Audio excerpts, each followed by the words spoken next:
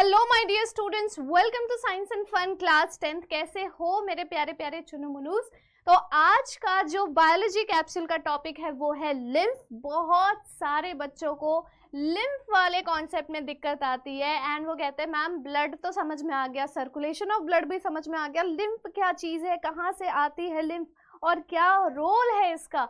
तो चलो आज हम लिम्फ के कॉन्सेप्ट को क्लियर करेंगे 10 मिनट के अंदर। Let's get started. बच्चों आप लोगों को बोर्ड्स कह रही हूँ, मेरे दिमाग में इतना बोर्ड एग्जाम है ना आप लोगों के लिए कि बोर्ड को भी मैं बोर्ड्स ही कह रही हूँ। तो बोर्ड में आपको दिख रहा है बहुत अच्छे अच्छे प्यारे प्यारे ब्लड वेसल्स, जिसमें आपको आर्टरीज दिख रही है, आपको वेन्स दिख रहे हैं।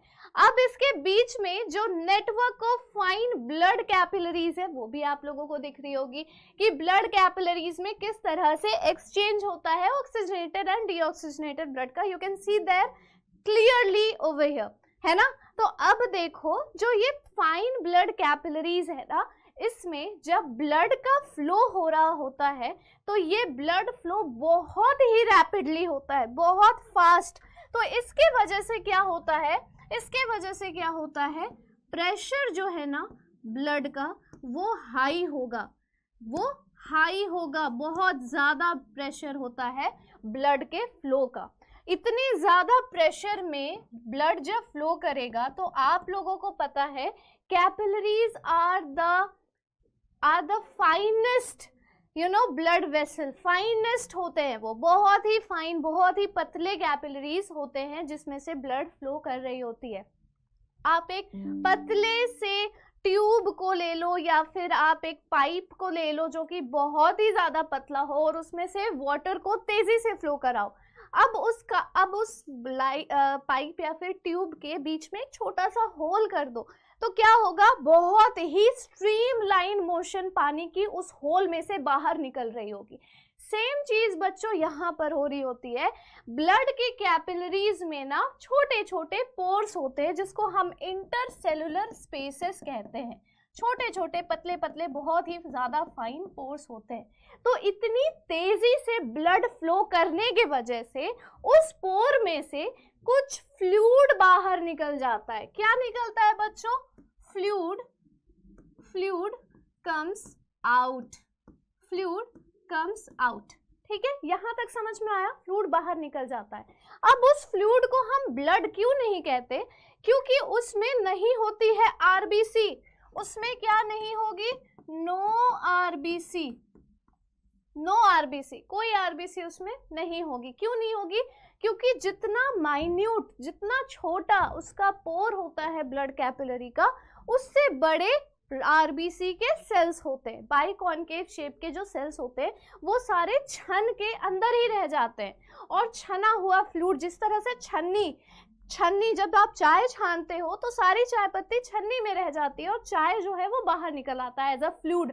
वो चाय समझ लो क्या है, ये है फ्लूइड है, ठीक है। और जो वो चाय पत्ती के दाने हैं ना वो क्या है, समझ लो वो आरबीसी है। तो अगर उसमें आरबीसी नहीं प्रेजेंट है तो उसमें क्या प्रेजेंट है मैम? उसमें प्रेजेंट है प्लाज्मा, उसमें प्रेजेंट है लेस प्रोटीन। ब्लड के कंपैरिजन में इस फ्लूइड में कम प्रोटीन प्रेजेंट होता है। लेकिन कौन कौन से प्रोटीन होते हैं उसका नाम भी लिख लिया जाए। एल्ब्यूमिन बोला जाएगा उन तरह के प्रोटीन को, ग्लोब्यूलिन वाले प्रोटीन होते हैं, फिब्रिनोजन होते हैं,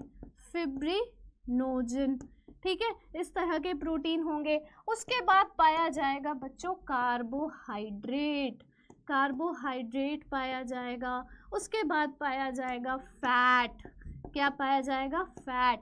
अब आप सोचो मैम कार्बोहाइड्रेट, फैट, प्रोटीन ये सारे तो न्यूट्रिएंट्स होते हैं। जी हाँ बच्चों, ये सारे होते हैं न्यूट्रिएंट्स और इसी का ट्रांसपोर्टेशन करता है ये फ्लूइड और इसी फ्लूइड को बोलते हैं हम लिम्फ। बोलते हैं और लिम्फ का सबसे प्राइमरी फंक्शन होता है ट्रांसपोर्टेशन ऑफ न्यूट्रिएंट्स। ठीक है। अब आप बोलोगे कि चलो मैम ये तो लिम्फ है, ये निकल गया, ये लिम्फ तो निकल गया यहाँ पे से, मान लो पतली पतली इसकी भी लिम्फ वेसल्स होंगी। ये लिम्फ जो बाहर निकल रहा है ये जाता कहाँ पर है मैम? तो बेटा जी ये जो लिम्फ वेसल्स है ना, ये लिम्फ वेसल पहले तो रिसीव करते हैं लिम्फ को, जो कैपिलरीज के छोटे छोटे पोर में से निकला। अब वो लिम्फ वेसल जाके लिम्फ वेसल जाकर मिल जाएंगे लिम्फेटिक सिस्टम में। कहाँ जाके मिल जाएंगे? लिम्फेटिक सिस्टम में। जिस तरह से ये सब आर्टरीज और वीन्स बड़े बड़े ये ब्लड वेसल्स है, वैसे ये लिम्फ वेसल है। ये आ गया लिम्फ वेसल, और ये लिम्फ वेसल जो है ये आगे चलकर मिल जाता है किससे? बड़ी बड़ी वीन्स से, लार्जर वीन्स से जाकर मिल जाएगा। अब होता क्या है, जितने भी खाने को हम अब्जॉर्ब कर रहे हैं ना, हमारे इंटेस्टाइन में जितना भी न्यूट्रिएंट अब्जॉर्ब हुआ है वो न्यूट्रिएंट का ट्रांसपोर्टेशन लिम्फ करता है और फाइनली जाकर वो ब्लड में उसे मिक्स करवा देता है, फाइनली उसे ब्लड में मिक्स करा देता है। और इसी तरीके से पूरे बॉडी में एक लिम्फेटिक सिस्टम रन कर रहा होता है जिसका काम है ट्रांसपोर्टेशन ऑफ न्यूट्रिएंट्स और जिसका काम है इम्यूनोलॉजिकल फंक्शंस में भी। कुछ छोटे छोटे लिम्फ नोड्स जिसको हम गांठ कहते हैं, वो लिम्फ नोड्स यहाँ पर गले पर, चेस्ट रीजन में, छोटे छोटे डिस्टेंसेस ऑफ आवर बॉडी में प्रेजेंट होते हैं, जहाँ पर ये सारा लिम्फ इकट्ठा होता है और जितने भी बैक्टीरियाज इन्हें पूरे रास्ते में, बॉडी के पूरे रास्ते में मिली होती है ना, उन सारे बैक्टीरियाज और जर्म्स को लेकर आते हैं वो लिम्फ नोड में, उसकी हत्या कर देते हैं, उसे सारा किल कर देते हैं। और इसी वजह से जो ये हमारा लिम्फ है, ये लिम्फ बच्चों हमारे इम्यूनिटी सिस्टम का किंग है, हमारे इम्यूनिटी सिस्टम का किंग है, किंग, ठीक है। और इम्यूनिटी सिस्टम में लिम्फ में मेजर कंपोनेंट क्या होता है?